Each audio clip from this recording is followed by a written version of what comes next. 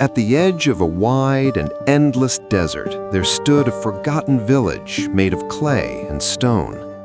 Its houses were low and worn, shaped by wind and time. Narrow paths twisted between them like quiet memories. The people who lived there rose with the sun and slept with the stars. Their clothes were simple, long robes faded by sand and years, tied with rope or cloth, mended many times over. Life was hard, but it was honest. The desert was both enemy and teacher. Some years it allowed the village to survive. Other years it tested them without mercy. At the heart of the village stood a small watchtower. It was old, older than anyone could remember. Its stones were cracked, its steps uneven. At the top of the tower, every night without fail, a single lantern burned. The lantern was not large. It was made of dull brass, darkened by age. Its glass was scratched, clouded by dust storms and time. Yet when night fell, its light could be seen from far beyond the village. Travelers crossing the desert looked for that light. Merchants, wanderers, and lost souls followed it like a promise. It told them that water, rest, and human voices were near.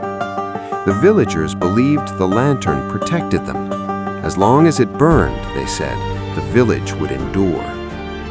The lantern was tended by an old man named Kareem.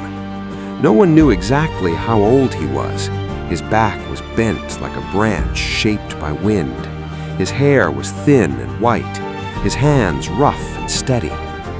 Every evening, just before sunset, Kareem climbed the tower with slow, careful steps.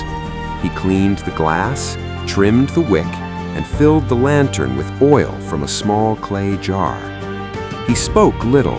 When he did, his words were few and calm. He asked for nothing in return for his duty.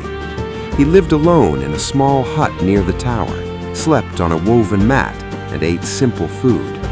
The villagers respected him, but rarely spoke to him. They believed his work was important, but ordinary. A task done every day becomes invisible. One year, the desert grew cruel. The rains did not come. The wells sank lower. The wind carried more sand than before. Crops failed. Animals weakened. Nights grew colder, days hotter. The villagers whispered that the desert was angry. Oil became scarce. The village council met in the largest house, its roof supported by thick wooden beams. They spoke in worried voices. They counted jars. They argued. One man said the oil must be saved for cooking. Another said lamps in homes should be extinguished early. A third said the lantern on the tower was wasting precious oil on strangers who might never come. That night, as Kareem climbed the tower, a young man followed him. He told Kareem that the oil would soon be gone. He suggested the lantern be lit only some nights, not every night. Kareem listened. He nodded once. He said nothing. The next night, the lantern burned. The night after that, it burned again. Weeks passed. The village suffered. Children cried from hunger. The elders prayed. The council met again. This time, their decision was firm. The lantern must go out. They told Kareem there would be no more oil. His duty was finished. The tower would stand dark. Kareem did not argue. He did not beg. He only looked at the lantern for a long moment, his eyes steady and quiet. Then he nodded. That night, the villagers watched the tower as the sun sank behind the dunes. The lantern was lit. A murmur spread through the village. People stepped out of their homes. Some were angry. Some were afraid. They went to Kareem's hut. They found his oil jar empty. The council demanded to know how the lantern burned. Kareem only said that the lantern had always known its duty. No one understood him.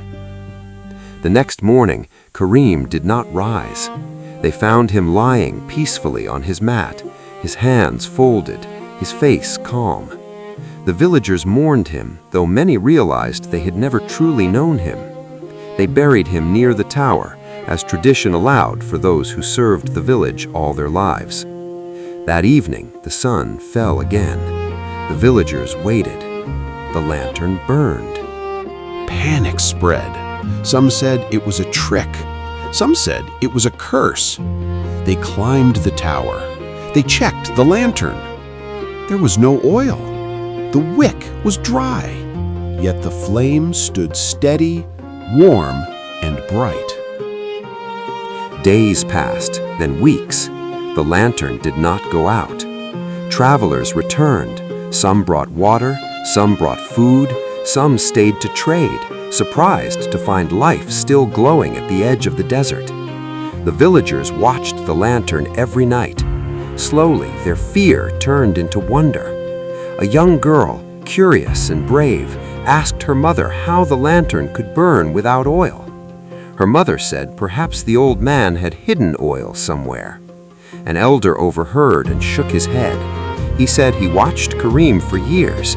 The old man owned nothing extra. He lived lighter than anyone. Another villager said maybe the lantern was blessed. Another said maybe it was magic. One night, a strong sandstorm came. The wind screamed like a living thing. Sand struck the village walls. Doors rattled. People hid in their homes, covering their faces. The lantern burned. Its light cut through the storm like a calm voice in chaos. In the morning, the village still stood. Dunes had shifted.